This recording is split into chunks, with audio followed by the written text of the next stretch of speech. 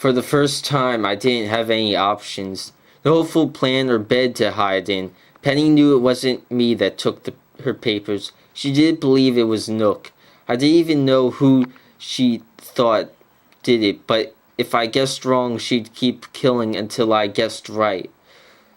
Or there was no one left. I didn't know if I could live with that. And then what would she do to me? Thoughts flew through my head like bullets but were invincibly rejected like golf balls on a brick wall. I didn't know what to do. Seconds passed like eons. It was me!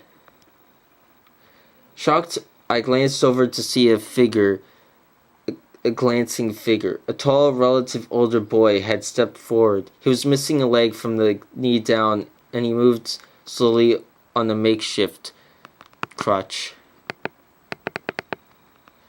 What are you doing? The side of his head were flat, lacking the telltale shouts of ears. He couldn't hear me. Oh, Philip, you were always a troublemaker, Why don't we take a walk together? She giggled to herself at the thought of forcing Philip to hobble alongside her on a pleasant afternoon stroll before again leaving the balcony. Phil, I knew that name. He was one of the children that had sent back a message to me when I was mapping the island. No guards dragged him along. As he shambled past and caught my eye, there was the briefest hint of a grin on his lips. I was beginning to think everyone had lost it when I realized that Phil had a plan of his own. But whatever Phil was planning to do wouldn't work. Penny would never believe that this boy, barely able to round the corner of the house, was capable of breaking in at night and running off of our documents. Philip, don't! He was already gone. The entire crowd was mesmerized, staring into the balcony side of lot where Philip had disappeared from sight, waiting for screams or for Penny to appear again from the balcony. And then what? We choose another sacrifice to go on like this into the night? This was the closest thing to a shot in hell I've ever had, and my body rejected before my brain could tell it to stop. I sprainously twisted from the grip of the guard who had himself become transfixed by the exception of the scene and made a break for the side where Philip had disappeared. Maybe between the two of us we could overpower the deranged mouse. Maybe without Carney had encouraged, we stood a chance. We didn't. I turned the corner to see Penny hunched over the boy like a vulture. Both figures were covered in blood, but one was not moving. Philip was dead. Yet the blood was not entirely his. On the ground beside Philip was his crutch, on the side of which had been sharpened to a dull point. I hadn't noticed this before. In Penny's side was a deep gash, oozing immensely thick, dark blood. At the sound of footsteps behind her, she had stopped where she was doomed to look. She had been digging through his chest with her clawed arm, with a gleeful child rooting through a discount bin of video games, looking for organs she'd like to keep and tossing the rest harmlessly to the ground around her. My sight suddenly went back, as if to save me from the indescribable trauma, but in truth it was because guard dogs had plowed into me from behind, knocking me to the ground. The key in the pocket dug heavy into my thigh before spraying freely onto the dirt. As my vision returned, I was shocked by Penny's gruesome visage hovering over me, key in hand, eyes blazing. Where did you get this? There was nothing to say. Penny grasped me with unnecessary strength for a mouse with a gut wound and literally dragged me through the mud, through the back entrance of the house and upstairs. Shrieked to the guards. Stay! Back in the bedroom, she propelled me with superhuman force strength against a wall, and I slumped to the floor. She closed the door to the balcony and rushed at me, burying her claws deep into my shoulder to hold me in place. Her face pressed against mine, and my terror rose as I was forced to stare deeply into my own eye. Where is Tom? Why isn't he here? My voice cracked. Her clawed fist was cutting off my windpipe. "I told you, Tom's dead." She slammed me hard against the wall. "You couldn't kill a fly, you weak waste of meat. Where's Tom?" I didn't know why I hadn't realized it sooner, but Penny wasn't unaffected by Tom's death. She just hadn't believed me until now. Vitriol was beginning to boil in my veins. I exploded furiously. He killed himself. He killed himself because he couldn't stand the thought of having to live one more minute with a hideous feature of nature like you. He'd rather be dead than have to wake up every morning next to a monster. Penny's face suddenly twisted between unimaginable rage and emotion and anguish before saying on something approached naturally. She let go of my punctured shoulder, small ravels of blood trickling down my chest, and took a step back. Her voice buckled from that of a shrieking gull to an unfamiliar human tone. "He committed suicide because of me?" I was transfixed by the emotional roller coaster playing out before me. Penny was looking past me now. Her eye gazed over, her thoughts 1,000 miles away. "Tom, we were supposed to be together. You said it would only be for a few more days before they got here. Just a few more. We were supposed to be together forever." Her face distorted. Had begun to display the sincere appearance of regret. It was almost more disturbing than her wrath, which unexpectedly regained control as her gaze returned to me. A deranged grin overtook the corner of her mouth like some unseen puppeteer had pulled it there. "Do you know what I'm going to do, Billy? I'm not going to kill you. No, that would not be fitting.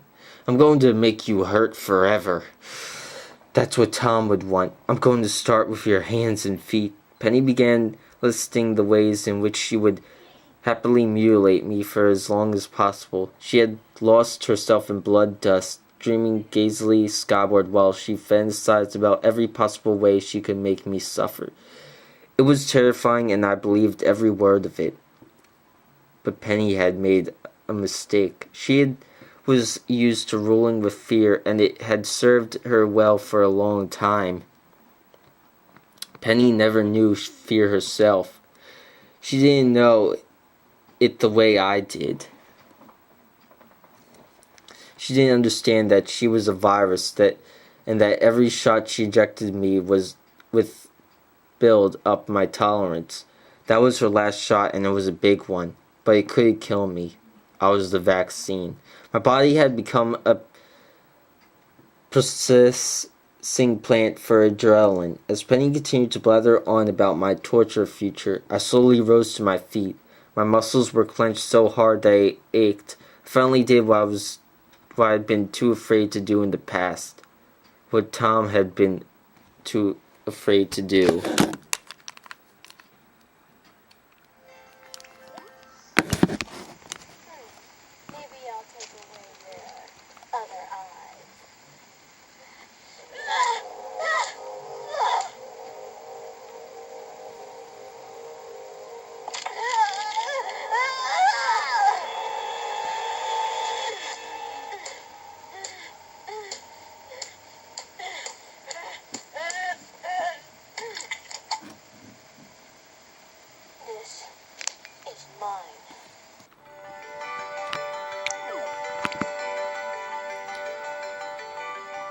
The crowd gathered in a circle around the scene, mouth agape.